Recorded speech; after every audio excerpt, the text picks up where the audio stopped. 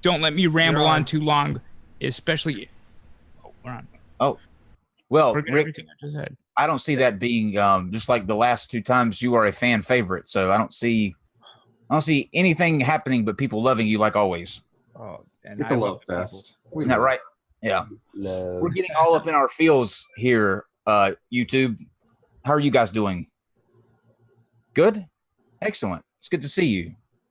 You got a haircut. It looks good. I like it. Mine? Yeah, I got it today. Excellent. Hey, come ready. Come prepared. I have Well- to. I gotta look good, man. I'm a big star now on the Non-Sequitur show. It's my third appearance. This is true. I wish we were. Oh, you Yeah. guys are, man. What's your secret? I actually was going to the mailbox today, and I got a package, and I noticed I recognized the name on the outside of the package, and it said, "Our good friend Rick," and I was intrigued.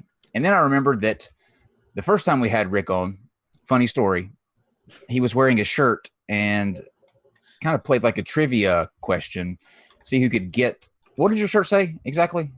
Well, it was a T-shirt of a band called Macabre, but it had a picture of a serial killer on it, and Right. I was like, "If you guess who it is, I'll send you a coin, or Right. maybe a bunch of them." And you knew immediately who it was. And of course, we put it out to the live chat, and the only creepy bastard that would know that it's Albert Fish was me, even after polling the live chat. So That yeah. was impressive. That was impressive. I didn't think anybody would get it, but congratulations! I'm glad that you won it. I want to show these off. Okay, so this one is the Rome Imperial. Yeah, it's a Marcus Aurelius Sestertius. Look how thick that thing is. It's almost like a poker chip. And what's the approximate date? Marcus Aurelius was, early to mid second century AD. Gosh, I didn't put the date on there. He ruled for a long time. He was the philosopher, the great emperor. The other two do have, and this is what's fascinating right here. Okay, let's see how good you are, Rick. Which one is this one? It's not in focus. There we go. Oh yeah, that's the reason I sent you that one. You're holding it upside down, but there was a gold coin on the second show that you really liked from Pentacapaeon, and this is the bronze version of that coin. It's Greek. It's from the Black Sea area, and that is Pan on the front and his mean-looking face, and that's a good coin. That's actually kind of a rare one. I love that coin. I thought you'd like. This could be the coolest gift that I have gotten in I don't know how long, but this is from 310 to 304 BC. Yeah. I was telling Steve, can you imagine like how many hands these things have been through and what they've been paid for? Like I asked Steve, I said, what do you think the odds are that this coin was like flipped at a hooker in a Greek? At least once. It would have been there's a high probability that it was used for a hooker at least once or twice. There you go. Okay, last one, Rick. Which one is this one? So that's a Roman Republic coin, which that's my weakest area, and I'm having a hard time seeing the focus. Yeah, that's not really wanting to work with me. Come on, focus. There we go. Yeah, okay, that's a Roman Republic coin. So this was before imperial times, right? And these were times when the Romans didn't believe in putting the faces of their emperors, like you saw the Marcus Aurelius, where the emperor he wasn't a god king, but he was the ruler of the world. So they just put divine beings on their money, and that's what that was. That's a silver denarius. So that was a soldier's wage for the day. I just wish that I wish you could like put the coin in some kind of machine and it show you where all it's trekked through. But here's the last one. This, of course, is the man himself, Rick, and his information. If you are interested in finding out more about coins, I appreciate Rick, that. I hope that it was like I have no manners. I hope it was okay to put that on there. Doxing me? You mean? Yeah, I should have asked you before I totally did that. I think we've used his real name before. Of course, yeah. man. Of Well, Yeah. But if you have an interest in ancient coins, definitely the man to see. He is smart beyond anybody's measure in that field, and we are lucky to have him a part of this show. However, we are not going into coins tonight. Rick eludes in each one of the shows. If you haven't seen them before, you need to check them out. We'll actually link them in the description. But in each one of the episodes, you see Rick kind of light up when he says or gets near a certain very important historical figure. And we decided that, well, you know what? We've just got to let the man have an entire show about Alexander the Great. So welcome, Rick, and we're looking forward to hearing all about Alexander the Great tonight. Well, I'm happy to be here once again, and to tell you the truth, I was kind of shocked that you asked me back again, because after, like I said, the last show, I thought I didn't do that good of a job, but I'm back on again, and I'm thrilled. And Alexander the Great, his story is a very difficult one to tell. Many people have tried to, including Oliver Stone, and he didn't do it successfully because it's a tough story to tell. And the reason is because here, look at it this way. He is the most famous person in the world outside of religious figures, outside of Jesus and Muhammad, Buddha. Almost everybody in the world knows who Alexander is or was, but they don't know what he did. And the reason that is because it's a very complicated story. You have to understand certain things. You have to understand the times in which he lived and what he accomplished in a very short period of time to appreciate it. And that's what I want to try to touch on today. Well, go ahead. No, I want to tell. I don't want to go through the battles and everything like that. I want to tell you why he is still remembered. And all he had was a 12-year career, from age 20 to 32. Well, with you guiding us, I think we're in good hands, Rick. I think you're going to be able to get us through that story just fine. And before we get into that a little or deeper, we're going to run through very quickly. Well, just to touch on something that you said just a second ago, you were surprised that we invited you back. I don't know if you've seen this show, Rick, and some of the shows that we've had on here, but your show last time was a stellar performance. I invite you back only probably a week ago to last Wednesday, right? To people trying to present models for shapes of the earth that don't exist. To yeah, I mean, this video only has 2 thumbs down. That's actually really, really good. Yeah. Usually we get about 50 before we even started. Yeah, before we start. They all like you. Even the flat earthers like you. So that's yeah. Well, I appreciate that, and I watch most of the shows. And the only show I haven't watched was the last one that I was on, because I just thought I did a bad job. But I appreciate that. That's fantastic to hear. I got to tell you, this is what NASA paid me for your last appearance. So yeah, Scrooge McDuck over there. My shekels. All right, Dave. It's known that your shows. Dave, let's throw up the slides that we've got coming up. We'll run through these very quickly, and then we will let Rick lead us to Alexander the Great. Can we actually hold on those on the ones that I sent you? Can we hold on those for a minute? Because we're gonna need them in a little while, and there's only 6 of them. I'm talking about we do slides. Oh, your promo. I'm sorry. Yeah. No, you're good. You're good.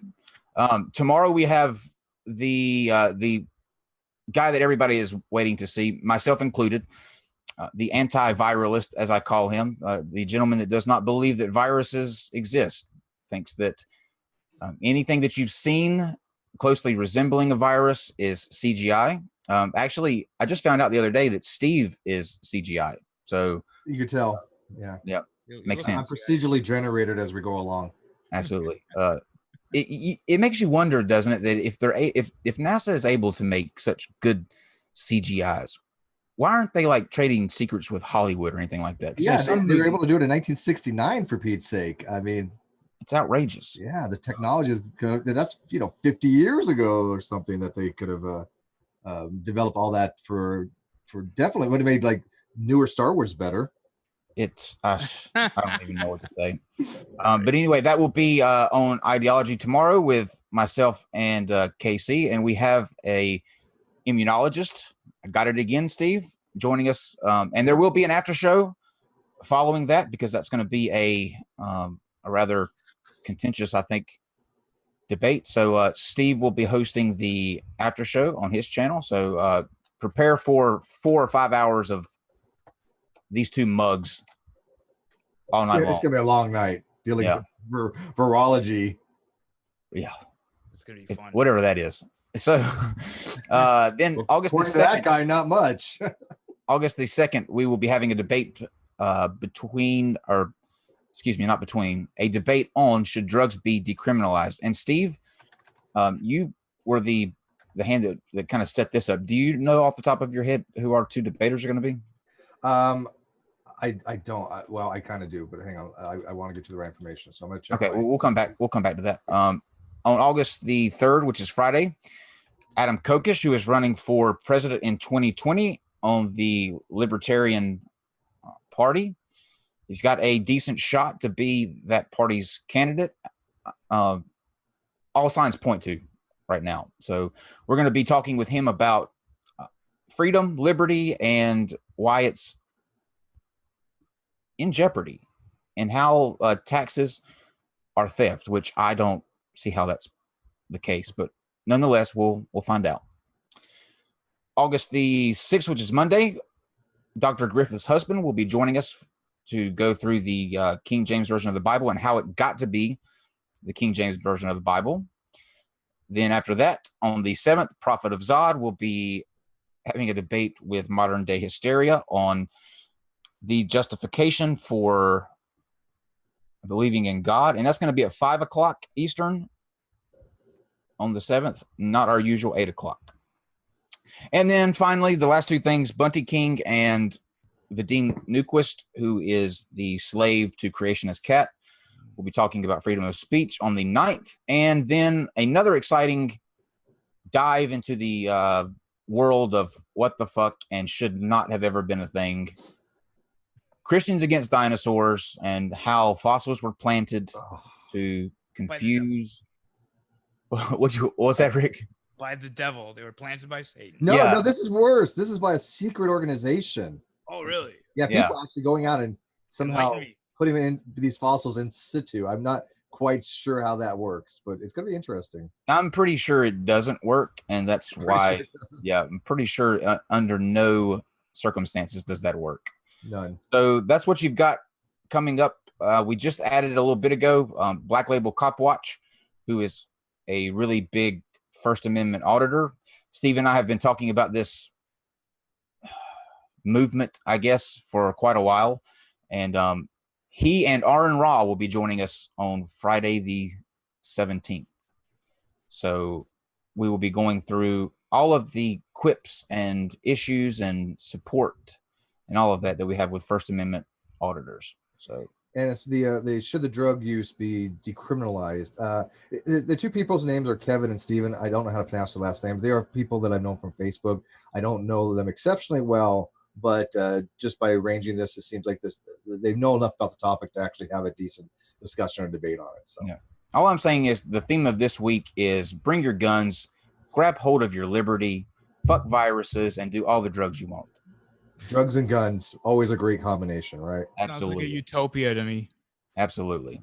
Well, speaking of, let's dive right in.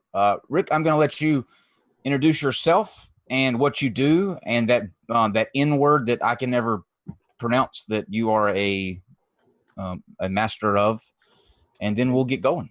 All right. My name is Rick Yifrach. The N word is not what you're thinking. It doesn't have a hard R on it.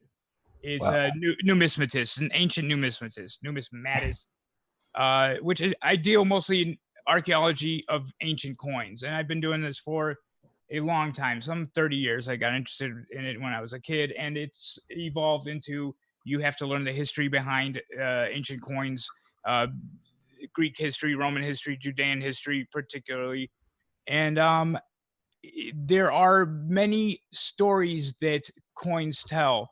And one of the great ones is what Kyle brought up earlier, Alexander the Great, because he was a unique character in history. Everybody knows his name. Like I said, he's the most famous person outside of religious figures that has ever existed. And he only had 12 years of campaigning, which means going out and starting wars. Sorry. But it's a difficult story to tell. Alexander's story is a difficult one to tell because of the complexities of it, and in the history that leads up to his reign, what happened before, and what he did is a hard story to tell. That's why Oliver Stone couldn't even get it right in the movie that he spent a lot of money to make, because it's not a 2-hour story. And this presented me with a problem too, because how am I going to tell the story on this show in a limited amount of time and do it any kind of justice? I spent the last few weeks thinking about how to best explain Alexander to you. And how is it that in such a short amount of time he forever changed the world? So rather than go into the details of his many battles, which we have amazing details because he brought historians with him on his campaigns. And we have a lot of ancient books that were written that still exist on him. There's still a lot of controversy onto who he was and what he did. Was he great? Was he evil? Was he good? Was he bad? And this is the question that I would like to pose. Imagine that anybody listening, anybody watching, were handed suddenly the ultimate power to do anything you wanted with the world, to shape the world in a way that you think is best and you see fit, and the world would have to follow that agenda. Sounds like paradise. Yes, I mean, Alexander had that power, and the question is, did he use it responsibly? And I think that's sort of the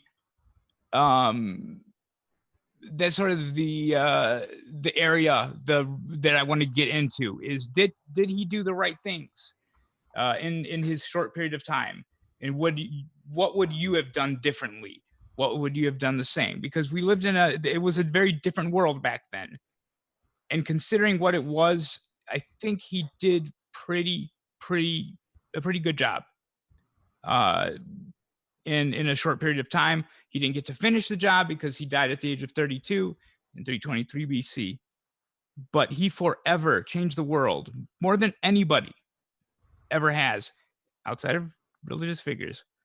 But his accomplishments still resonate till this day.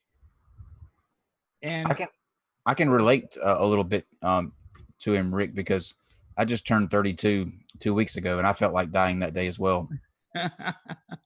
Yeah, a lot of greats died at 32. I think Jesus was 33, right? But oh God, now I'm going to be paranoid. Missed it by that much.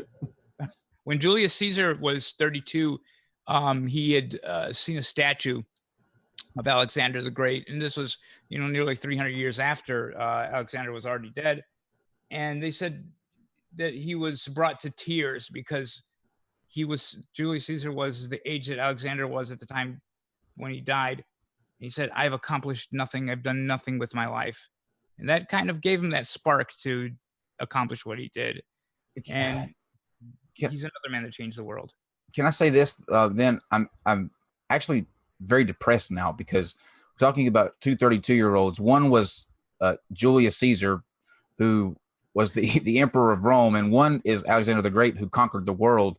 And I'm at 32, and I sit and have conversations with people who still think that the fucking earth is flat. That's great, but it's necessary. And here, at least you're doing something, and it contributes. There are no statues in my honor, though, Rick. There are no statues in my honor. One day. Kyle, at the end, there will be statues in your honor. When flat Earth is eradicated from the round world, there'll be statues erected for all of us. Okay. I'm I very, agree. we I'm know very Kyle proud likes things of all of erected, that right now. right, Kyle? You like a lot of things erected for you? Oh yes. Well, I mean, they don't have to be erected for me. I can do that myself. um, Sorry, Rick. no. I mean, stop me anytime you have a question. Non-sequitur. Stop me anytime you have a question or if I'm rambling too long. So I got a bunch of notes here that I need to kind of follow. So if you see me looking away, that's what I'm doing, is looking at these many notes that I have. I think the best thing to do is give you a quick brief history of what went on before Alexander, because I asked a lot of people, what do you know about Alexander the Great? And they would say he conquered the world. And then I said, what does that mean? And then they would say, I don't know. So I realized that I need to start at the beginning. And to do that, you have to know what the world was like in ancient times, because we live after the Industrial Revolution, and we live in a time that we forget what civilizations and society was like back then. I'm going to start with the collapse of the Bronze Age, which was officially 1177 BC, right? It was in Armageddon. There was a nation of Babylon. There was the Hittites. There were the Assyrians, the Egyptians, the Canaanites, the Mycenaeans. There were all these great empires, and they were working very well together during the Bronze Age, everything before 1200 BC. Trading, it was a good relationship that everybody had with one another. And it seemed like an ideal world. Egypt being the most powerful because they had the most gold, but everybody trading off, my wife will marry, or my daughter will marry your son, my son will marry your daughter, and they all connected in that way. And they each, all these kings called them each other brothers. So there was a very united world for a period of time. But something happened. And in a generation or less, in a few decades, all those empires absolutely were decimated, collapsed, fell, and writing of many languages was lost. Languages were lost. Civilizations were lost. Societies were lost. Empires completely collapsed. The only one that hung on, barely hung on, was Egypt. And through them, we kind of get an idea of what had happened. And I'm not going to go deeply into this, even though it's a fascinating story. There was a people that came from the north, who I believe were the Greeks. Before they were called Greeks, they were called Mycenaeans, that came in with ships and just had some kind of technology, or were taking advantage of maybe a famine that was occurring, and they just pillaged every empire and decimated them. After this, all of civilization had to start over again. All these empires fell, and you build up a new empire. A new empire emerges out of this a few hundred years later, right? The Greeks had a writing called Linear A. It was lost. They forgot how to write. The only thing that they remembered, the Greeks, was the story of the Trojan War, the Iliad, right? For 500 years, it was communicated orally. The Jews did also keep their stories going, and the Egyptians. But otherwise, civilization basically had to start over in Europe and in Asia. It's hard to picture like how devastating something like that could be, because it really was. You'll go from a short time, a world that's working very well together, into a world that's completely collapsed and in panic.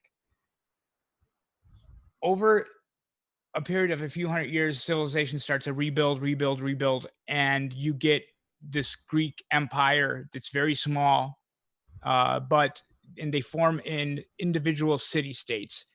A polis is a city state. And the way that I want you to picture this is Imagine if America formed as individual cities, and they all had their own culture. They all had their own background stories, which they kind of do anyways, but they were not united. The only thing that united them was their language.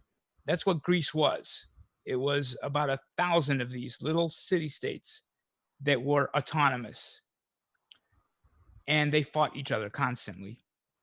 And over a period of a few hundred years, first it was one superpower that came out of it, which we called, the hegemony, which is Sparta.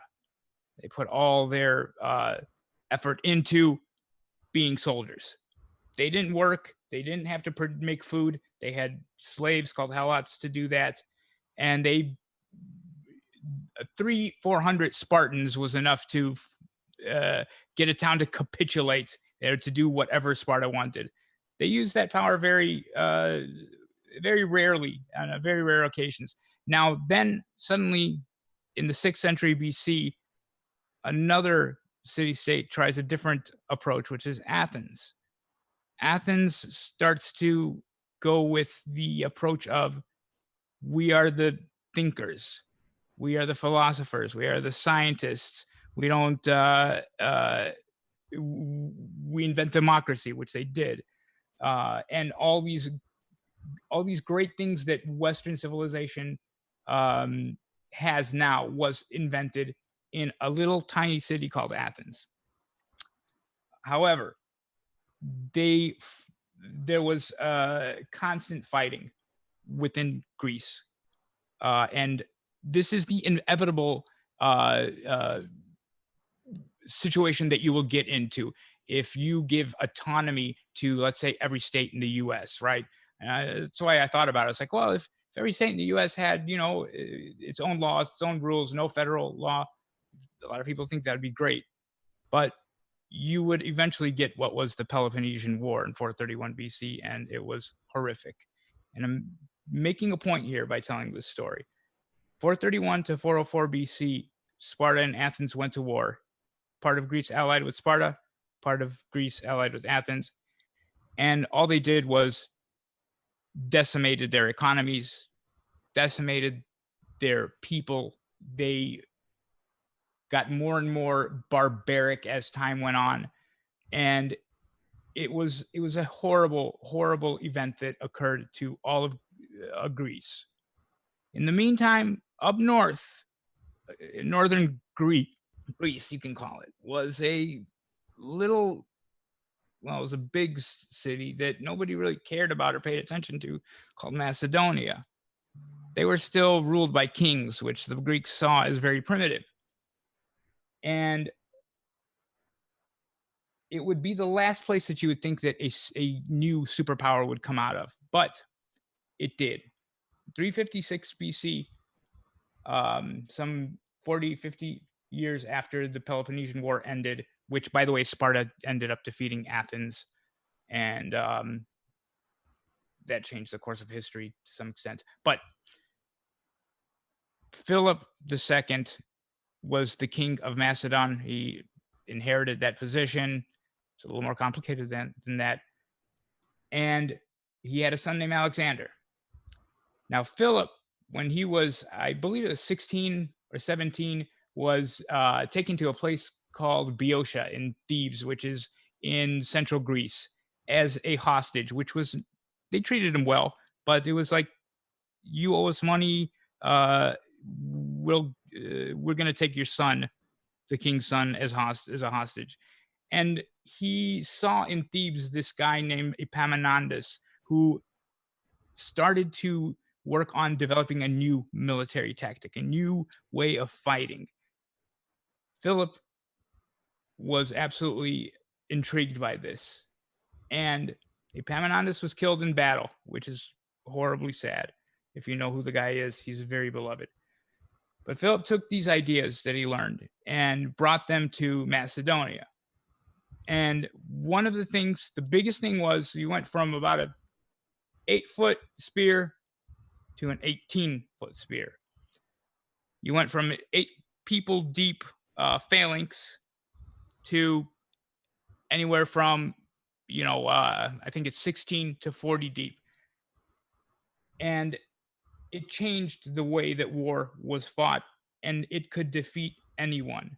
So he forced the Greeks to unite.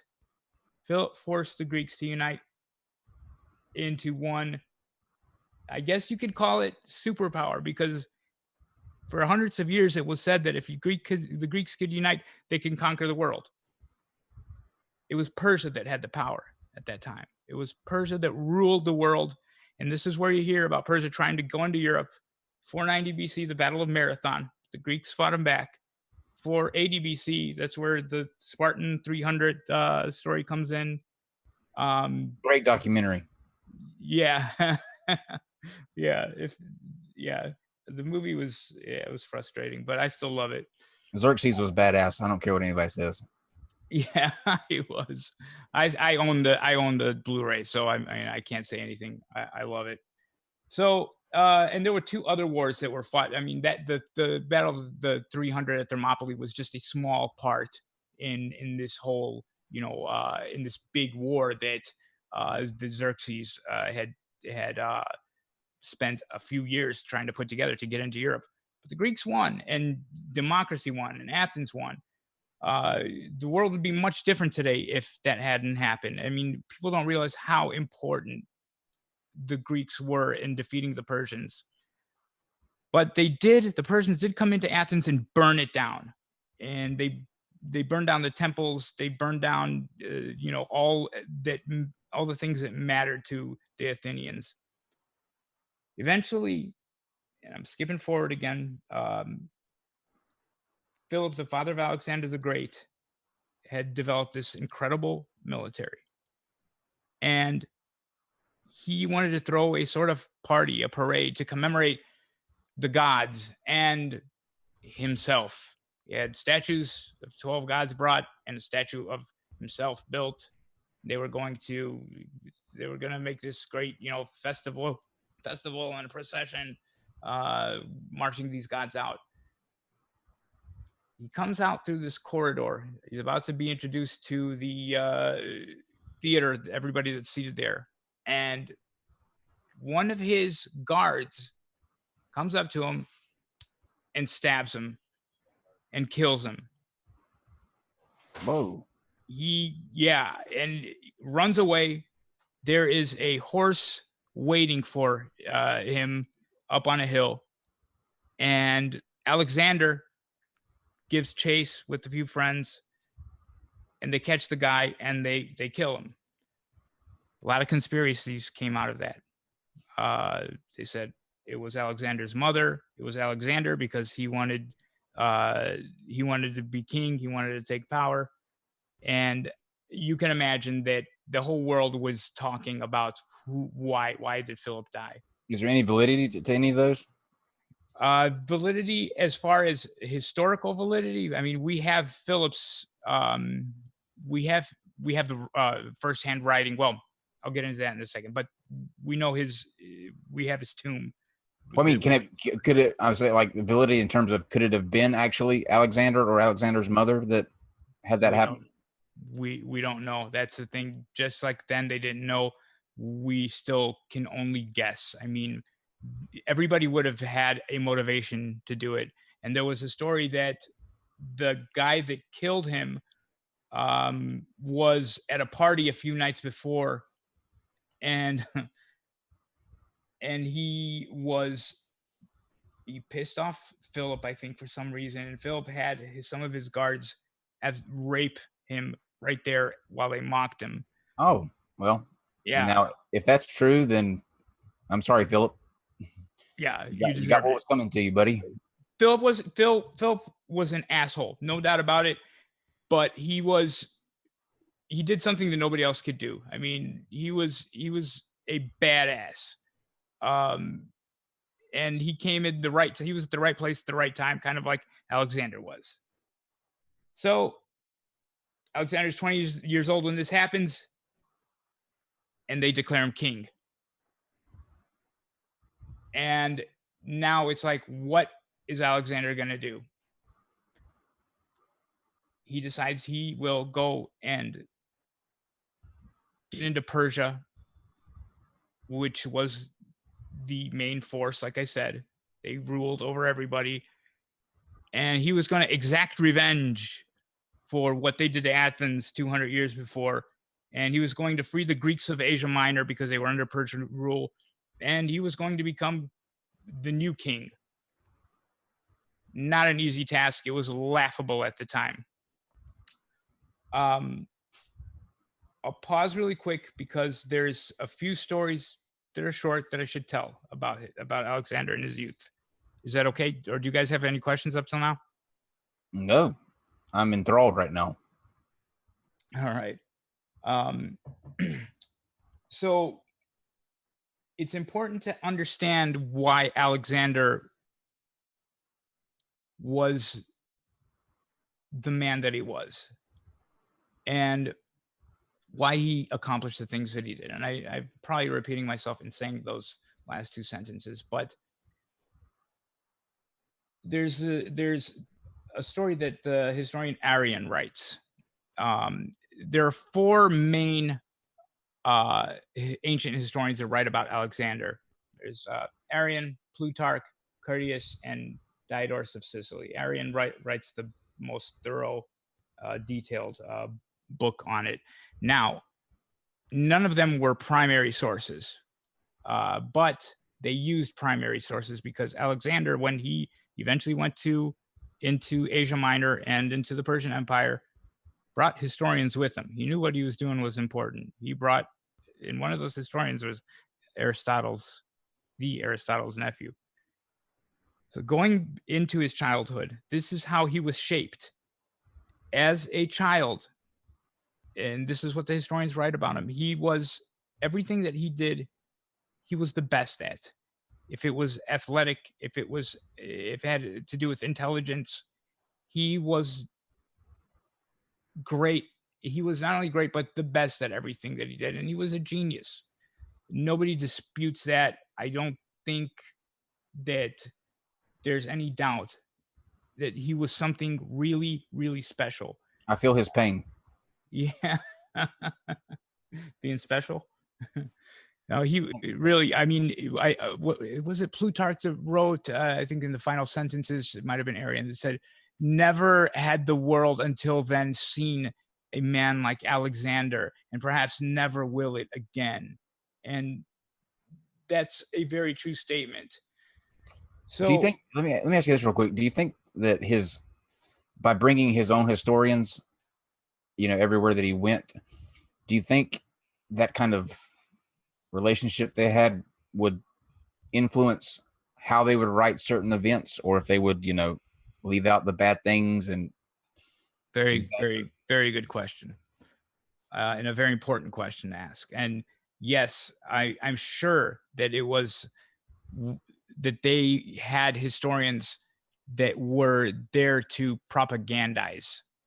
Mm-hmm. I mean, it's kind of like, the winners write history, right? But Alexander was different in a sense that he wanted the truths to be told. Of course, he wanted to be seen in a certain light, in a positive light. And he was a very good person in many ways. He cared about people. He was a very genuine individual. But of course, the historians that he brought along with him, one of whom he had jailed and executed, which was Aristotle's nephew, Callisthenes. So we only got half the story from him. But Plutarch was his general. Plutarch took over Egypt. Sorry, not Plutarch, Ptolemy. And I mean, imagine this. Just one of his generals was brilliant enough that we still, talk about, even though he was wrong about the Ptolemaic, what is it? Not heliocentric, geocentric model that he came up with. Yeah. Which we still have advocates for to this day, like I know, and Robert Sutton. Unbelievable. Yeah. Unbelievable. Circles within circles. I mean, we have them on this show. I've seen many of those. Yeah, still hard to believe. They're very entertaining. That's one word for it. I think we have Rick coming back here soon too. Do we not? Yes. next week. Which Rick is that? Rick Delano, one of the Yeah. producers for the movie The Principal, one of The the profound leaders of the geocentric movement. He'll be talking with King Crocoduck. Oh, really? It was King Crocoduck. Okay. I really like Red's rhetoric. That guy is. Whew. Don't stroke Rudd's ego. Oh yeah. Maybe I should. Yeah, if you You thought hear that, Alexander the Great Reds? was You're bad, a fan. But he knows his shit. He does know his shit. Yes, he is. All right. He is the best debunker out there, I think. He is definitely. All right, where did I leave off at? Alexander Ptolemy. Great, something Ptolemy. Yeah, one of his generals, what is it? Eventually, after Alexander died, took over Egypt was Ptolemy, and he was one of the historians that wrote after Alexander died. So he didn't care about what was, how he told the story, right? There was no agenda necessarily. He didn't need to stroke Alexander's ego. So he could tell the truth. And there were other people that were with Alexander that wrote, these firsthand accounts. None of these firsthand accounts exist.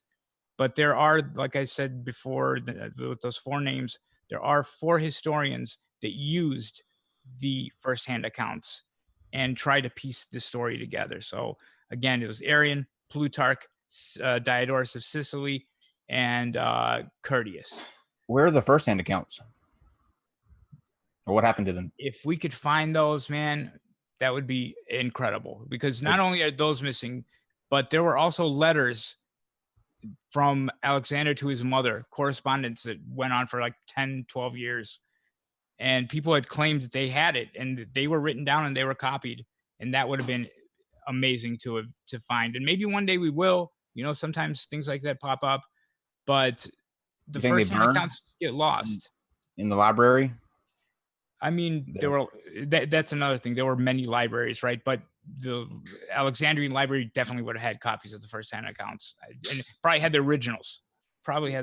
This might be a good time to ask, because Dr. Griffith had asked Alexander's influence by Aristotle, and did he have correspondence with Aristotle too? Supposedly, yeah, absolutely. I mean, Aristotle shaped his mind, right? Aristotle was his tutor when he was a teenager.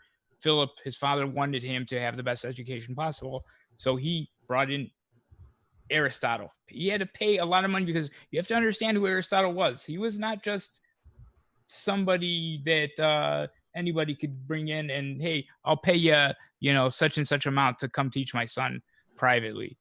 Aristotle was the student of Plato. Plato was the student of Socrates. These are the 3 great minds of the 3 generations. And Aristotle was arguably the smartest man that ever lived. If you ask me who was the smartest man that ever lived, I would say it was Aristotle. Kyle. Second after Aristotle. Okay, just check. I mean, really, he wrote. I think 30 something of his books still exist, but he wrote on every subject, and he invented many subjects too. And so he shaped Alexander's philosophical mind, his scientific mind, his drive of what to do and what you would do if you were given the chance to conquer the world. So he had a big influence on the few years that he tutored Alexander. And yes, they did keep in touch, and they did stay friends while Alexander was on the campaign, and Aristotle did give him advice. But then he found out that his nephew, Aristotle's nephew, Callisthenes, one of the historians that went, was jailed by Alexander, and I believe executed. Yeah, I'm pretty sure he was. There's so much to the stories that I even blank on some of them. But after that happened, Aristotle cut ties with them and didn't like Alexander very much after that. But he played an important role in Alexander's life. So my throat's dry. Hang on.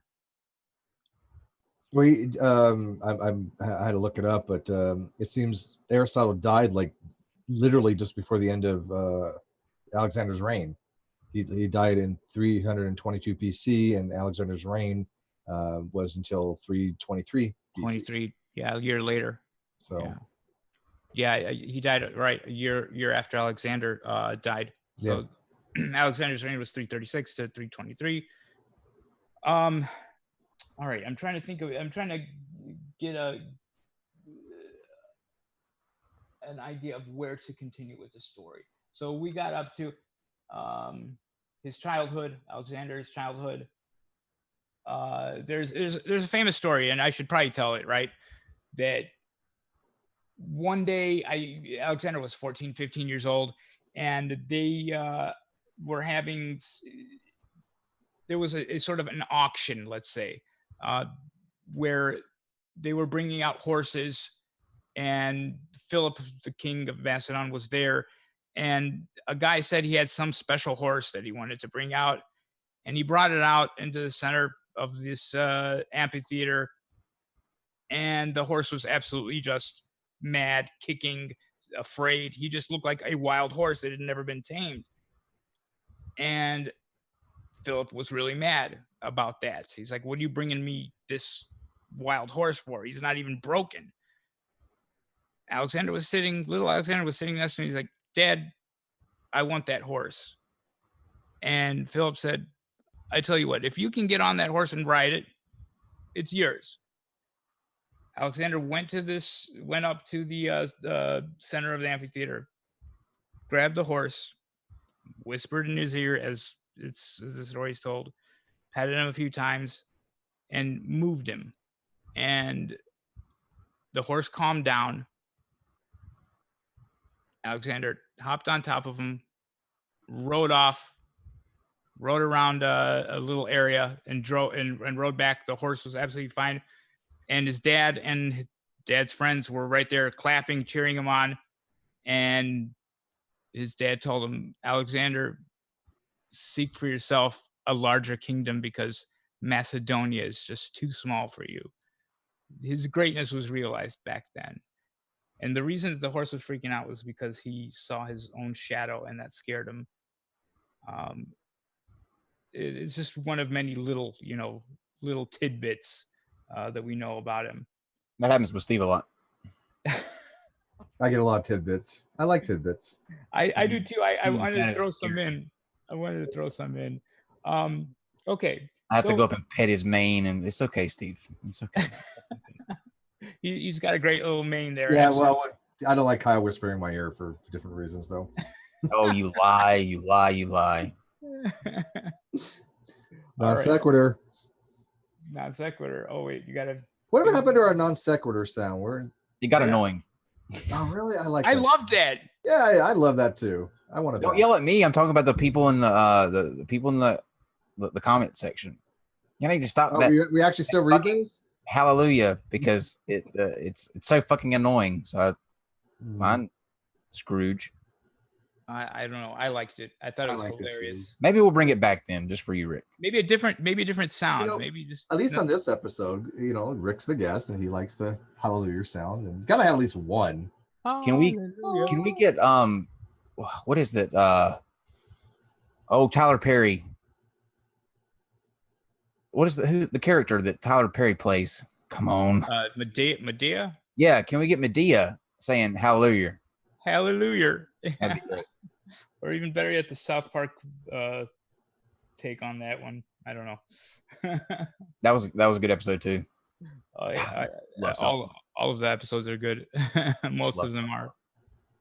All right, so I'm trying to keep some of this in sequence so that we don't lose track, and I'm trying to keep it interesting. So if I say something, or if I go into a story that you're like, it's not so interesting, move on. I'm not going to get offended, right? I want to keep this moving. So far, it's all fascinating, and I think that all the pieces are important. You got to lay the pieces of the puzzle out. So you have to, and that's why I started with this is how civilizations were, and I should bring up a couple of small little details. I wrote down just so I wouldn't forget. All right. And one of those things is, and I wrote notes, as an empire grows, it loses its capacity to maintain a large amount of territory. It must ally itself to stay alive. And an alliance can weaken one side and allow the more powerful one to gain a foothold in new territory. This is how sort of civilizations grew and were defeated, and it was just a repeating pattern that constantly happened. War and civilization really do go hand in hand. They are necessary for advancements. Look at the advancements that we've made over the years because of war. And there was this religion played an important part in that too. Have you ever heard of the Malthusian trap? Does that ring a bell at all? Sounds like the trap that I get in every time I talk to Steve, actually.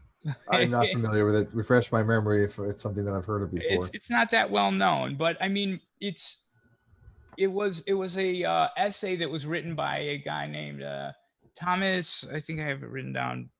Thomas something Malthus, and he wrote an essay in 1798, and he said a city, a town has a finite amount of resources that it can produce, right? And for the most part of history, people lived on the verge of starvation. We forget these things. These are important things to be reminded of.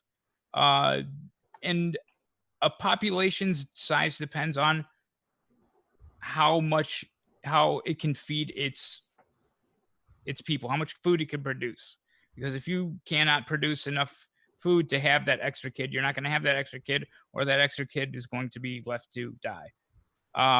So an innovation would occur in agriculture from time to time. This happened pretty often. And, you invent the wheel, you bring in ox, you invent the plow, and all of a sudden you have way more food and your population just grows and you have surpluses. Population grows, but what happens is people have more kids and you're back to square one where you're just barely on the verge of starvation.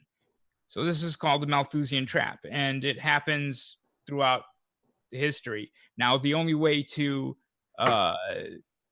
remedy this is there's three ways: war, plague, or what is it called when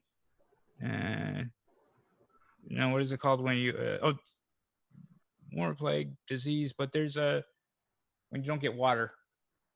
Pestilence, droughts. Droughts. I'll take so anything that lowers. So basically, it's a cycle effect.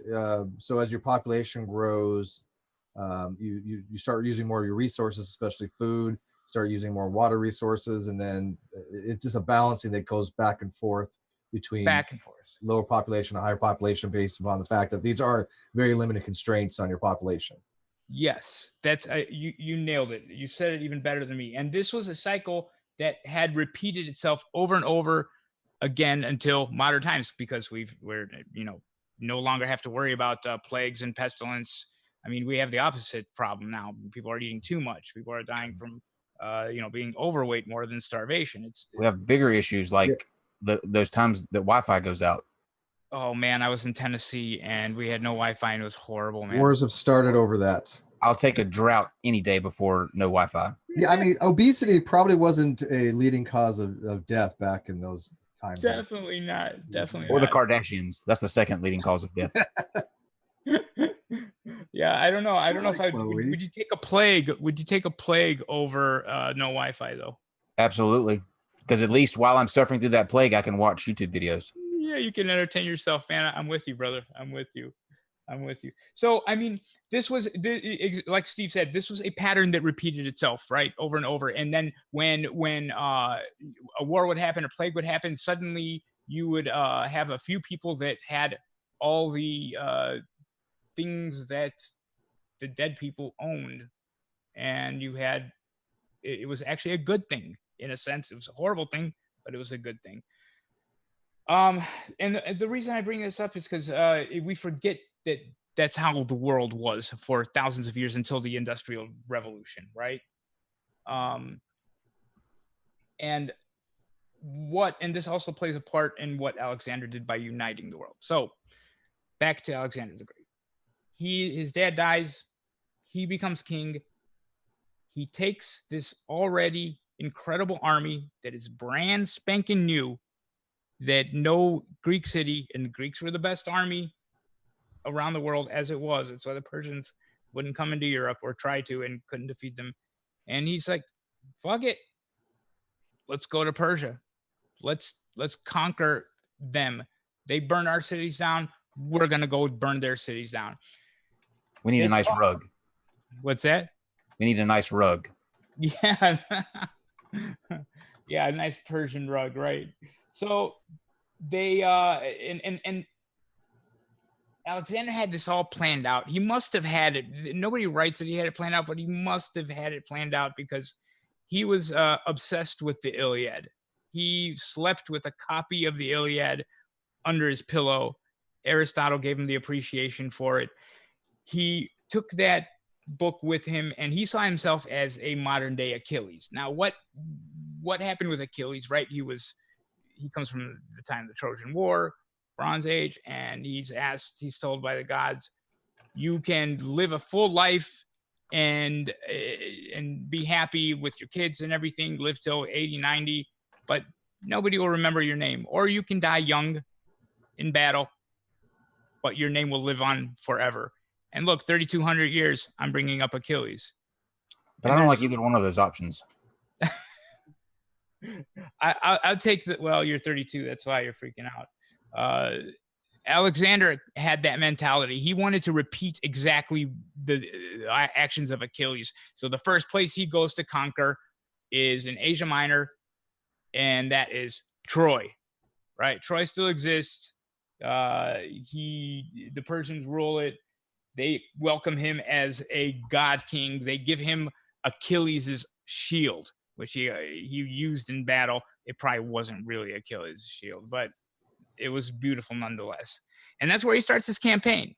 And he starts to move from Asia Minor, modern day Turkey, down south. Now, if Dave is there, I think I want to draw a picture.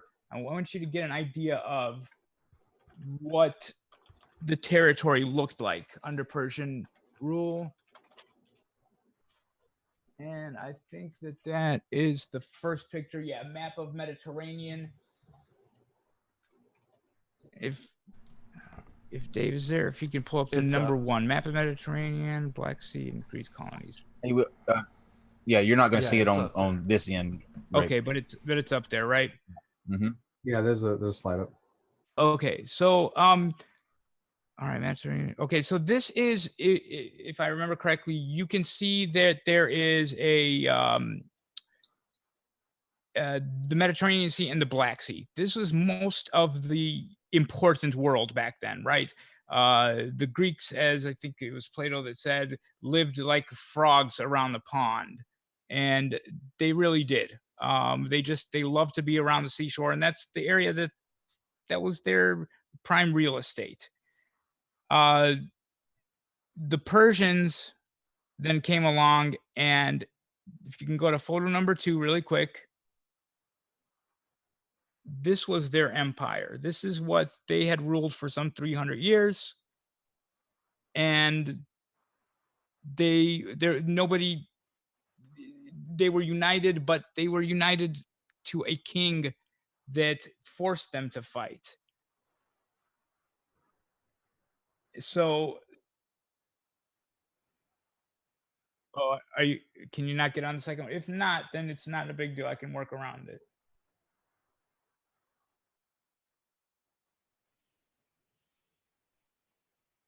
I ran out of words. I'm just kidding. Well, I can swoop in then because I never run out of words, Rick. I know. Go ahead.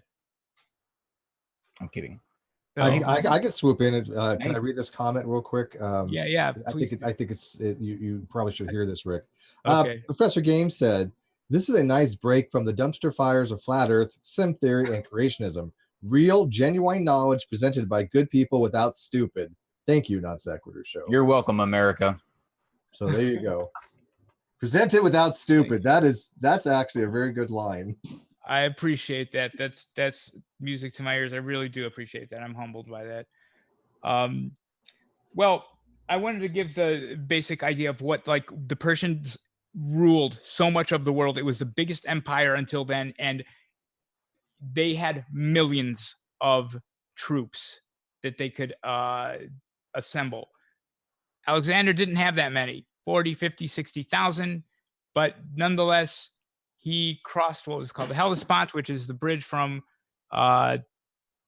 Europe into Asia Minor, Turkey.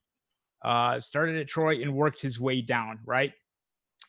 And he gave you a choice. He said, we either do this by force, which is not what I want to do, or you accept our rule. Most places accepted Alexander's rule, but there were many that didn't, and they paid the price for it. Sorry, my friend's here trying to make me laugh. Hello, friend. Say hi. He did one of those pull his pants down and fruit cups. You know what that is? Oh, sounds like my kind of friend. Yeah.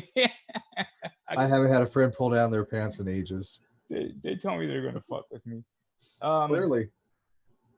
So here's the thing, and this is where it gets kind of like a little bit boring because the details become very well, how can I put it? The details it would take hours to explain all this. So I'm going to just say he fought 4 battles against the Persian Empire, finally decimating them on the 4th, right? It was the Battle of Granicus was the first, Battle of Issus, what was the third one? Issus, Granicus. Anyways, the last one was Gaugamela. I'm drawing a blank right now. And King Fruit Darius. baskets will do that to you. What's that? Fruit baskets will do that to you. Yeah, I don't know what's did it to me, but I know these things. Issus, Granicus, Gaugamela. Maybe it was just 3. But he had to fight many battles, and they were impossible battles. And he moved 25,000 miles with his army and defeated everybody. For example, he got to the city of Tyre, which is in Lebanon. This is pretty amazing. And there was an island about a mile out into the Mediterranean Sea that he wanted to go to and worship his ancestor Heracles at the greatest temple of Heracles that was ever built. And they said no. Well, he had to go there because he's Alexander the Great. This island in Tyre has not ever been conquered, not by the Babylonians, not by the Assyrians, not by anyone, not by the Persians. He was determined to do it. So, making a very long story short, he had all his soldiers collect rocks and boulders and pile them into the Mediterranean Sea. It took months to do this, cut down cedars, and build a bridge from the coast to that island of Tyre. And along the way, there's 10,000, I think, if I'm not mistaken, troops inside this walled island that are shooting arrows, flaming arrows at them, trying to knock them out. So they had to build all kinds of contraptions to block all these things, but they finally made it. And, this is one of those bad things that Alexander did. He massacred everybody. I think, like I said, if I'm not mistaken, it was 10,000 people. But that shows his determination. If he said he was going to do something, he was going to do something. And he showed that resilience. He showed that time and time again. He was he was working his way from north to south, and then back to the Middle East and into Afghanistan, modern day Afghanistan, and ultimately India. And to the Greeks, India was like, wow. There was only legends told about it. If you ever read the historian Herodotus, he talks about the ants from India that they're as big as rats and dig up gold and and all kinds of crazy things like that. Herodotus was the first sort of historian. So he was more wanting to explore everything and conquer. But is there a way that you can possibly talk about what's coming up so I could take a quick break, Kyle? Sure. Yes. I could Absolutely. do that. Sure. All right, that Yes. would be really awesome. I can go Fantastic. through my notes because I know I had some other stuff that I needed to bring up that was important. Yeah. Actually, we'll just talk shit about Steve.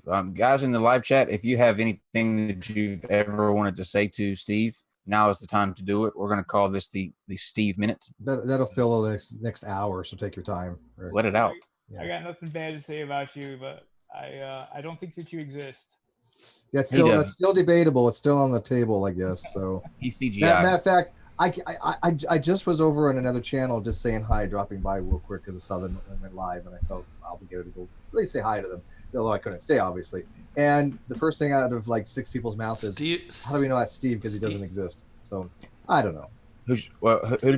Where was this at? Steve I went over to is see- I went over to AIs say that hi I to run Shane. on a virtual machine Oh, yeah. in the cloud. They heard me. Now, No, can they hear you, they Dave? heard Or is it going to be like me and Steve are just talking to nothing? What are Okay. we looking at, Rick? I was going to say, can you see this, or is that Yes. out of focus? It's a small dram of Alexander the Great. There are much bigger ones, but this was maybe you guys can think of some way that I'm willing to give this to. Well, Kyle already gave you a few coins, but somebody that would be interested. I wish I'd come up with some kind of contest. Let us think of something. Let us think of a contest. We'll think about something. Yeah. Think about who deserves it. I will be back. Give me 3 to 4 minutes if that's okay. Maybe come up with a You challenge. have a bid on it. I'm giving it away. I'd love to take money for it because I could use it, but I determined already. We'll put a challenge out or something and see. Perfect. It doesn't have to be today, but whenever you want, it's out there. Yeah. That you know what? I have an idea, Steve. I will be back shortly. What if we? Okay, so in our thumbnails, we do a lot of, or we try to incorporate a lot of just like kind of far out there, sometimes art to signify whatever the episode is. What if we had a contest where people designed a thumbnail for an upcoming episode, and whoever got the best one would win the coin? It would have to be aligned with our copy theme at least, though. But that'd work. Yeah. What? Oh, I got it. What if we do the replacing Darwin debate with Ooh. Dr. Jensen and Dr. Mays? Wow, that's pressure because that's going to be one of our biggest discussions of all time. So that's what we'll do. We'll say that the cutoff date will be let's look here. Let's say the 15th of August. Cool. So the conditions would be a thumbnail for that debate with Dr. Jensen and Dr. Mays. Right. And of course, like I said, if everybody who's gone to our page, obviously there's a theme that's involved. So someone in that theme will choose the best, and they'll win the coin. And you don't have to like gear it towards evolution in some way, because that's what the debate's going to be about. So in some way, and you can be, creative with how you want to tie it together. But the rays that go on all of our thumbnails, the burst, the sunburst. you don't have to worry about those. I can add those. I can add that layover to the image so that you don't have to worry about getting that right, because that can be kind of tricky. So that's easy enough to do. And the 4 of us were judged. How about that? So you, me, Dave, and Rick will be the 4 judges. Yeah. I vote Tony Reed. Only because he's God, because God judges. He killed in that roast tonight. I mean, Well, Tony's pretty brutal. I mean, he's he's not a guy you ever want to piss off in real life, I don't think. Speaking of, did you know that nice though? That Kent Hovind had a debate recently with, I believe it was 2 gentlemen. I forget who was telling me that, but apparently he's back in debate form. Was that Julio guy? I can't remember who they said it Somebody's was. been messaging me. They want to bring back Kent, and they've been engaging with him. But I mean, I to this day still do not know if Kent is willing to even come back on the channels. I haven't talked to Kent. Oh, Kent can come back anytime he wants to. Oh yeah, no, of course he can, but I don't know what his. I don't think he will, because nobody likes to go back to the scene of the crime. And that's the problem. I mean, the facts remain is that he got his ass handed to him. He got annihilated. He got decimated pretty hard. And the excuses he's using that, oh, well, I didn't get equal time, does not apply, because as was pointed out by 3 discussions prior, he was never told he was going to have equal time. It was basically a free for all between him and Arn, and he just can't hang in that kind of. But Steve, you don't understand that pine trees don't produce elephants, and you should have given Dr. Hovind equal amount of time, because that devil worshiper Arn Ra, all he did was just run all over Kent's time. And I'm gonna tell you, you boys should be ashamed of yourself. Do you know that every time somebody has left a comment similar like that on that particular video saying how well they thought Kent did, I've actually asked them, okay, what point did Kent make? I have yet to have somebody give me a cogent answer. Oh, you're not supposed to respond. I don't any longer, because I realized that none of them are going to. No, I'm saying that's what they say whenever you ask them what the rationale is for that. But that's a comment that we get, something like that. I bet you there's 10 a day that's left like that. Oh yeah, something saying this wasn't fair, or Dr. Hovind is a good brother in Christ. And at this point, at first I started responding to them, but at this point I just roll my eyes and laugh. Well, I'm hoping that maybe Dr. Jeanson is going to be our new Kent or something, because obviously he's a lot more personable than Kent, and I actually happen to kind of like the guy. He's been very civil, very cordial, very personable to us, and you know, if that goes well with Dr. Maves, I mean, he might want to return for another. Google non-sex sketch. I like that, actually. That's a winner, Jamie. Non-sex sketch. Is that on Pornhub? No, but well, I'll tell you that after the show's over. Remind me. We're starting a new channel, but we'll get into that later. Not together, of course. No, we have different interests. No way. No. No way. Well, Rick, you're just back in time talking about our new channel on Pornhub.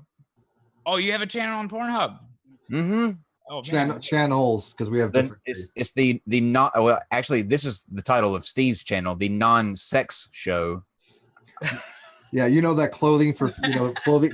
All the clothing people wear, the female, what do they call them, CFM? I don't know. I don't get into that shit. But mine's going to be just like that, only with men and women both fully clothed, and they're just talking about philosophy. Well, I mean, it sounds interesting. What are your pronouns, Steve? I think I go by he or him, but you're him. That's weird, man. You see that on Pornhub, Steve going, okay, P minus Q versus X is okay. You want to stick it where? Now, what do you mean by where? Define where. It's basically insert tab A into slot B, repeated necessary. That's how I formulated it. All right. I feel that we should quickly get back on track to non-sequitur. Yeah, sorry, this is my fault. I saw that one. That was a great show that you had with the 2 non-binary people, queers. Yeah, that was fun, to say the least. That was amazing. I mean, that was like, wow. One was really nice. One wasn't so nice, but it was a good show. I mean, and nobody else wants to do that. And you guys there's reasons why people don't want to do those shows. Now we know why. we no longer want to either. Yes, I don't blame you. They get very angry. The way that I see it, if you are going to be a representative of a community, you need to be able to be a good ambassador for that community. And I don't know what the second person was, but they didn't do a good job. The one did a good job, but the other one getting pissed off is not a good ambassador. All I know is that the live feed's getting all horny right now. I mean, they're literally getting excited over this. I think you say doesn't take much for you guys, does it? I think your words reflect the. Yeah, that's general sentiment.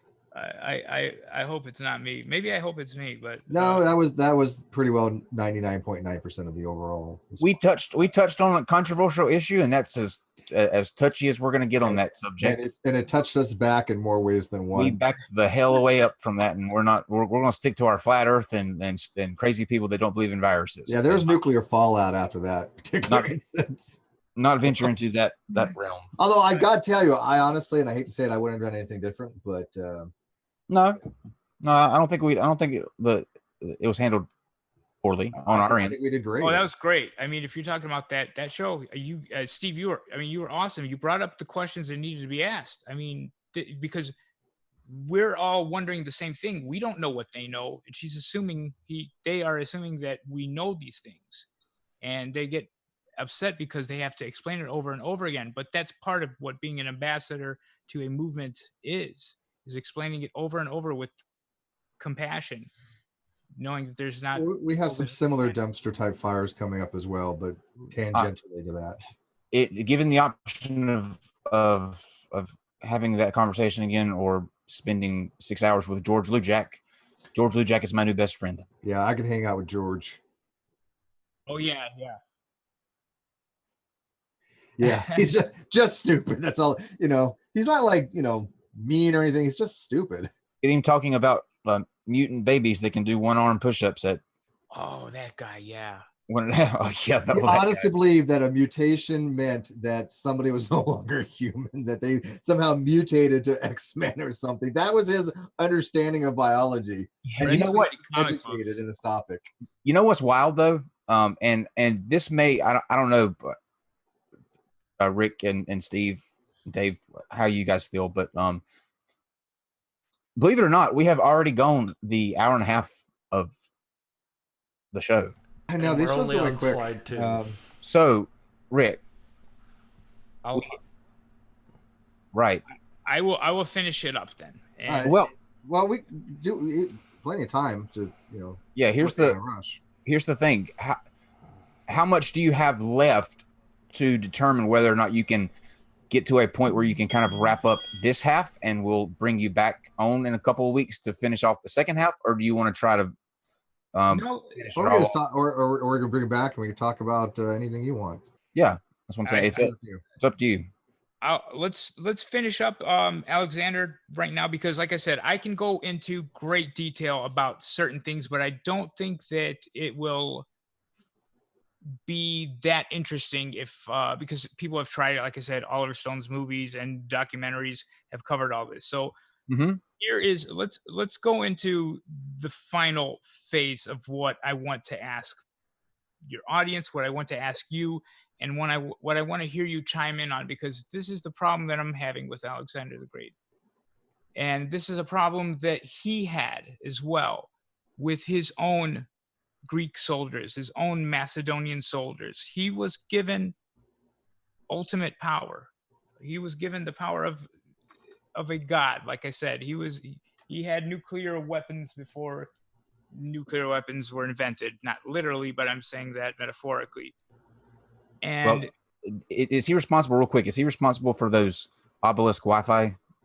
I haven't heard of that, but probably. Oh shit! You're in. Okay, go ahead, Rick. We got to talk, man. Yeah. So here he is. He defeats the long-standing Persian Empire, which the king called himself the King of Kings. Everybody prostrated to him. He was a god amongst men. The Greeks frowned upon this thing. The Greeks invented democracy. They invented new forms of government that the world had never seen before, because it was only kings that ruled empires up till then. The rest of the Greeks looked at Alexander and Macedonia as being primitive because they were ruled by a king. And this is actually, you want to start a dumpster fire on here. Ask the question, was Alexander Greek or Macedonian? You have no idea how heated that debate can get. However, what did I leave off at? I lost my train of thought. Sorry. I just asked that question in the chat, and there were people saying, well, the Macedonians today are taught that Alexander was Macedonian, and there's people that are saying no, the capital of Macedonia was Pella and not Skopje. So Right. You have no idea how that argument, it's like the Israeli-Palestinian conflict. I mean, it's that bad, and it's been going on for a long, long time. So I'm not going to start that dumpster fire. I could, but I'm not going to. So here is what I want to ask Kyle, Steve, and anybody out there listening is, if you were Alexander, and this is what he did, he went in and conquered, and he was welcomed in many places. Much of the known world back then was, Europe, Asia, and he brought people in to build cities, schools, to build theaters, to introduce philosophy, poetry, writing, prose, all kinds of what we would consider Western civilization to third world. If there's a fourth world country, then that's how much of it was back then. He modernized all the world, brought them money,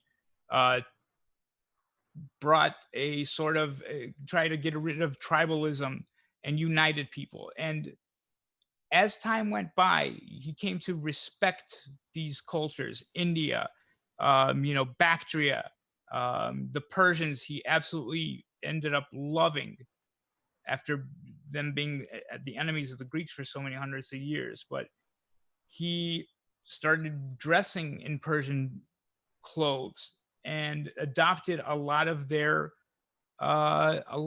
customs. And his soldiers, his Macedonian soldiers, his Greek mercenaries, they didn't like that because they were always told that they are the superior ones. Everybody else is barbaric, right? Alexander came out of India, or into India, out of Afghanistan, thinking that, what if we created a world where all the races just mix? What if we just are one people under one sort of culture and one civilization? He wanted to harry a process that till today we still cannot achieve. But that was ultimately his goal. He had 80 of his generals marry Indian wives and foreigners, and he paid them a lot to do so. He would bring in groups of people to build these replicas of Greek cities in Asia Minor and Eastern Asia and India and what we call Afghanistan today. And he had a huge impact on the Jewish religion as well. In Egypt, he was a pharaoh and just completely modernized the entire world. And that's what he wanted to accomplish. He didn't get to finish the job, though. He didn't get to finish the job because after he left India, he came back to Babylon, a place that he had conquered from the Persians. And his best friend, Hephaestion, had died suddenly. And he went into a deep depression. And that's another thing, is his personality. When he regretted something that he did, he really regretted it, right? He was a heartfelt person. And he had done things that hurt him so bad. He had killed people out of drunkenness, foolery, that he would stay in his tent for 3 days, 4 days without eating, without drinking, and just crying over what he did, regretting it. So these things happened a lot. And as time was going by, he became an alcoholic. The pressure of being of having as much power as he did, and having to fear constantly people trying to take over and assassinate him, which happened, made him paranoid. But after he lost to Hephaestion, his best friend and his lover since he was a kid, and he had wives, and that's a whole nother story for another time, is the whole Greek boy loving thing. That's a complicated story, but he was It part of usually that. is. Yeah, but I mean, it was very accepted. You know what I mean, Kyle? It was that was part of how the Greeks lived, and Herodotus tells us, the historian, that they taught that to the Persians, and I think that's why like it still lives on in What's that modern old day. saying? That old saying, Greeks invented sex, but the Romans invented it with women. I haven't heard that before, but but that's hilarious. Yeah, I mean, it's not an it's a tougher subject because it wasn't just it was a man that chose a boy to mentor, and that's how the dynamics worked. And the army worked in many ways that way too, with couples of men, and those were the strongest, most cohesive armies. Look up the Sacred Band of Thebes, greatest army, better than the Spartans. They were 150 couples of soldiers, and yeah, I wish that they had conquered instead of Alexander, but again, that's a story for a different time. Ultimately, and I want to end with this because, like I said, we can go into the details of battles and things like that, but I want you to understand who Alexander was and what he did. He took over most of the known world. He took it out of the hands of kings and tyrants, and he created a civilization that included schools, that included all kinds of education in science and in math and everything that was known at the time that he would have learned from Aristotle. And he built these establishments, and this paved the way for other empires to actually influence much of the world after him. But he died slightly after Hephaestion, his best friend, his lover, died. He was in such mourning that he just never recovered from it. They say that he was at a party and he drank so much and he got so sick, he had a fever, and he passed away. And the last thing he said, they said, who should rule your empire? And he said it should go to the strongest. And that was like 6, 7 generals split the empire between themselves, and that just weakened everything. There was nobody like Alexander. He didn't finish the job, but what he did accomplish was, I think, noble in the sense that he saw everybody as equals, that he saw everybody as um, should be given an opportunity to succeed, and he saw that as a Greek thing and as a good thing. And he made many mistakes along the way, and you can talk and discuss and debate those mistakes, but overall in 12 years he changed the world and gave more to the world than anybody else has, and it still has ramifications and it still resonates in Western culture to this day. If there was no Alexander, I doubt that there would be Christianity.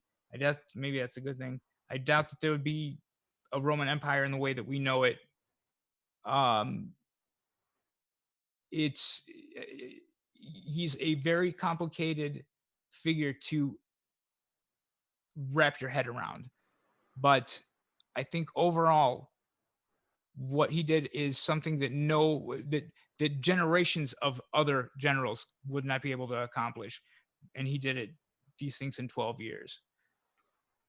And like I said, Oliver Stone couldn't even tell the story of him in 2.5 hours, and nobody can. So I wanted to just focus on his psychopathy, on his psychology, on why he was great, why we still know his name.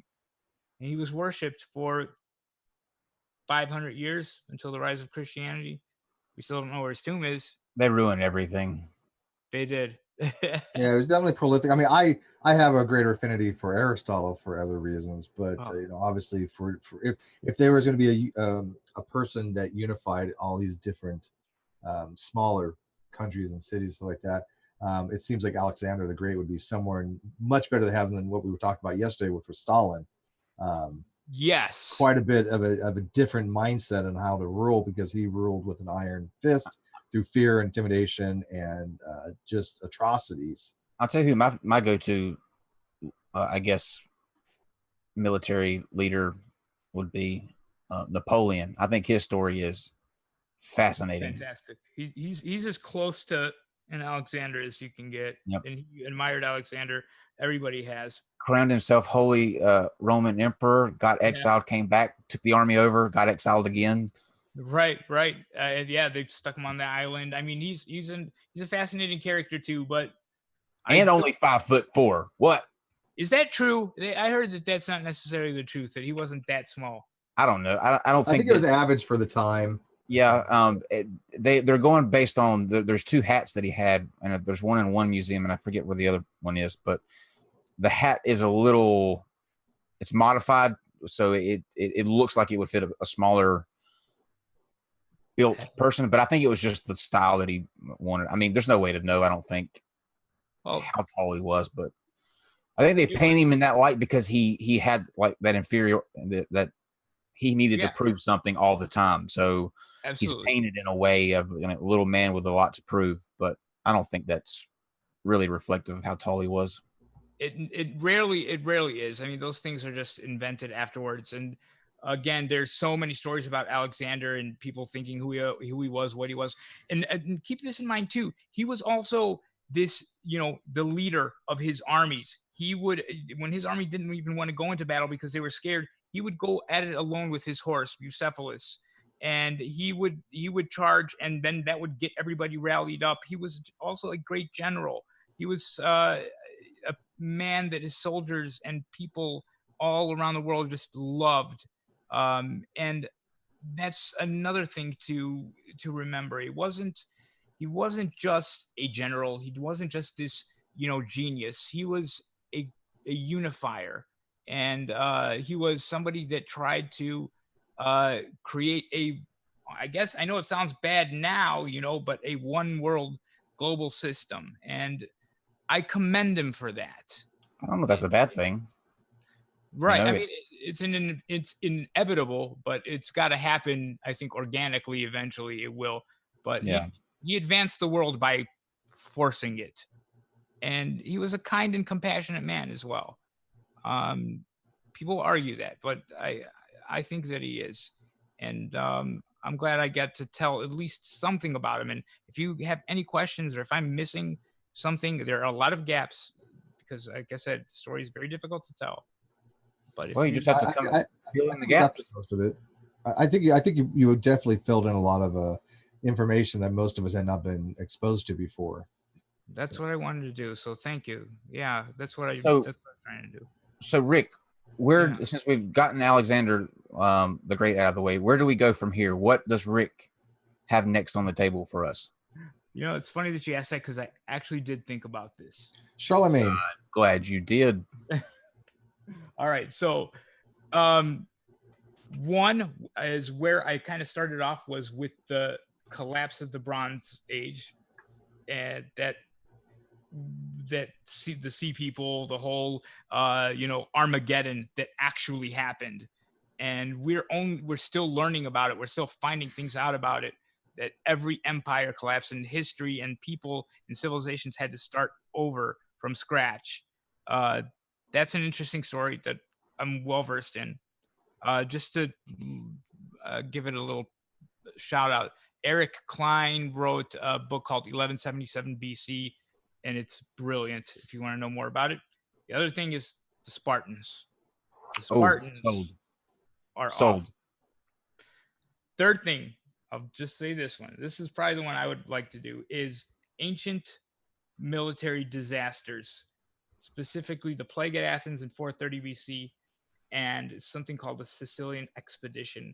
They are tragic, horrible stories that very few people know about. And they are really, there's a lot that can be learned about it. It doesn't matter how much you prepare for a battle or for a war or for a situation, something will always come up that you can't expect. And those things happened in certain situations. Well, I'll tell you what I'm doing, Rick. Where should we go next. Okay, so I'm putting a Twitter on our community tab here on or a poll Fantastic. here on our YouTube page. And Rick, one more time, run through those choices with me. So number 1 was the collapse of the Bronze Age, right? Yes. Very good. Okay, fall of Bronze Age.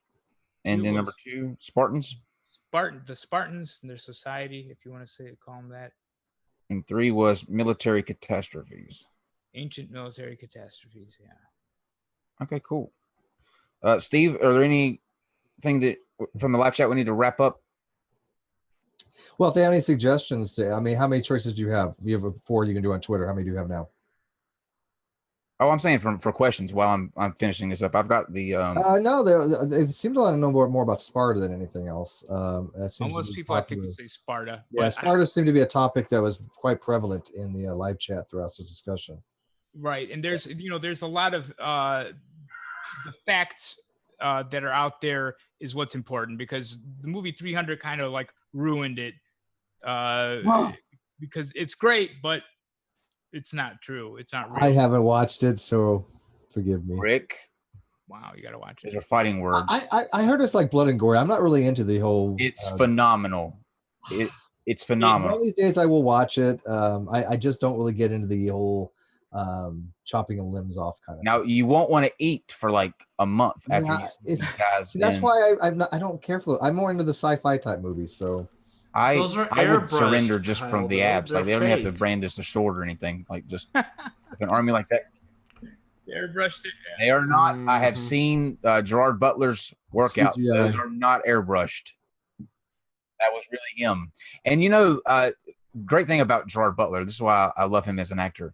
He Right. was he played in 300, kicked ass in that. Definitely. And it was only like a year before that. He was the Phantom in the Phantom of the Opera, sang the parts and everything. It was unbelievable. Unbelievable. Yeah, I mean, I love him too. I mean, he was the right person for that movie. Yep. And I mean, talking about the Spartans, there's a lot to tell about them, including that movie, the 300. And I could tell exactly what happened and what was recorded and what Herodotus wrote about it, because the movie was based on a comic book that, not a comic book, yeah, sort of a graphic novel. I thought it looked like a comic book to me when I seen it. Yeah, it is. It's like The Walking Dead. They're novel size, but in like a comic book form. Yes. So, I mean, for me, that's kind of disappointing, but at least the story gets to be told. And they had an amazing constitution that actually Xenophon, a historian, wrote out. And you wouldn't want to be born into a Spartan society. I wouldn't want to be born before 1973 when like air conditioning was like anything after that, I'd be toast. That's true. But I mean, if we do that topic, it's amazing. There was one more that I wanted to bring up. Spartans, I lost what it was, but there's another really good one. Well, while you're thinking, let me tell you what we decided on the coin that the contest. For the big debate that we have coming with Dr. Nathaniel Jensen from Answers in Genesis and Dr. Herman Mays on September the 5th at 8 p.m. Eastern, everyone. We're going to let them design the thumbnail for that, and whoever wins that will get the coin. Beautiful. Yeah, it's got a picture of Alexander wearing the headdress of Heracles, which is a lion, on the front. And it's got Zeus on the back and the name Alexander on the back. Funny story. After our last talk, let me just tell the story and then we'll wrap up, everyone. But I got to thinking, I was like, you know what? I want to find me one of those gold coins that we talked about that stuck out to me, and I could not remember for the life of me what it was called. So I literally typed in ancient coin gold drunk llama. Remember the drunk llama? I remember you said that. Yeah, that's not what it was, but it was a griffin. But yeah, go ahead. Griffin. Don't tell me it popped up. Griffin. There we go. Yeah. Oddly enough, they don't have any drunk llama ancient coins. Too bad. Yeah. Well, as I said before, I sent you that bronze coin is the bronze version of that gold coin with Pan on it from the city of Pantikapaon, which is I forgot what the modern name for the city is. Maybe it's Crimea, by the Black Sea. A Yeah, river. yeah, I think so. I know the ancient names for towns. I don't know the modern ones. It should be the other way around, but you know. I would just like to say I will cherish these absolutely forever, and I really appreciate you sending these. This is definitely one of the coolest things that I have had the pleasure of getting from somebody. So thank you very much, Rick. Absolutely, I appreciate that you appreciate it. A lot of history right It here. is. So That paid for a lot of sex back in the day. I hope so, and I hope it was good, not the boring kind of. Yeah, I wonder how much a coin like that would get you back then. Would that be like a 2-minute thing, an hour, night? You think I could buy Channing Tatum? I could break that down for you, but that'll could I buy Channing Tatum with what I have here? No, you probably need a gold. You couldn't get a hello from Tatum for that. I bet I could get a hello. You no, he's straight though. I know that. He's married though, isn't he? He's straight. Isn't he? Oh yeah. I'm pretty sure he is. I'm pretty sure he is. Although you would try to take him to the dark side, right? Well, America, we thank you for NonSequitur. letting us be your entertainment for the night. I'm gonna pass it over to Rick to let everybody know where they can find out more if they have any questions, if they have any questions about coins. Rick, tell them where they can go to get in contact with you if they have any questions like that. Absolutely. I am not big on social media, but I did start a Twitter account and I have an email, ancientcoins@gmail.com, all lowercase. If you have any questions or if you want to get a hold of me, I also sell and deal in coins. My Twitter is just my name, Rick Yifrach, Yifrach. You should be able to find me there. I don't have any followers or anything like that. I'm not big into social media, but I'd love to be. And maybe you guys are getting big, man. You guys are getting big. But I just, I think I got to get more involved in it. I just really appreciate everything that you guys have done for me as far as getting some exposure, and I hope that I'm helping you as well, because I told you this many times. I love your show. This relationship is definitely one-sided because all we do is give you a date and let you come on. You do the rest of the work. So yeah, we can't really take any kind of thanks in that regard. The thanks needs to go your way because you're the one that's putting the presentation together and putting that time and energy. So we greatly appreciate it, and we are happy to have you here anytime. And it is telling to say that, look, I honestly, I've never had an interest in coins before in my life, but look what I got now. So, I mean, I do find it fascinating. And even though this particular episode wasn't about coins, just history in general, I find to be much more interested in now than I ever was before. We had Dr. Griffith on yesterday. We had people talking about Assyriology, digital Hammurabi, and all this other stuff. I honestly wouldn't have had that exposure to a lot of this stuff if not for people like you and others with some form of expertise coming on and talking about them. So it definitely enriches all of our education and edification for everybody on these topics. It does. It's great, Steve. I mean, you're the biology guy, chemistry guy. That's knowledge. That's something that I don't have a lot of knowledge in. So I tune in and I listen. I took chemistry. I was qualified chemist for, believe it or not, for my nuclear reactor plant. We have to qualify a secondary chemist. I sucked at it. Don't come to me for chemistry stuff, people. Well, all right. But so here, your science stuff. Your ability to figure out, to point out logical fallacies is as good as it gets. Thank you. Rationality rules. That guy is really good at it. He is awesome. Rationality rules is really good. But you're great at it too, man. And I really love you guys, and it's an honor to be here. And I would love to be back anytime. And I thank you once again. Well, we're going to let the people vote on what we will bring you back on to talk about next. It's on our YouTube community page. Just go there, vote, and then tomorrow morning I will email Rick with the details, and we'll bring him back ASAP. Sounds good. I want to show one more thing. Yeah. That's my tattoo I got in Tennessee, SPQR. For all the Roman people out there, the lovers out there, they know what that means. Just wanted to do that. Sorry. Rick, are you using our show to flash gang tattoos and stuff now? It's Latin, right? West Side. The Latin for the center of the I don't need the feds after Yes, me now. yes, Steve. Send it in people of Rome. yeah, for the Roman Empire.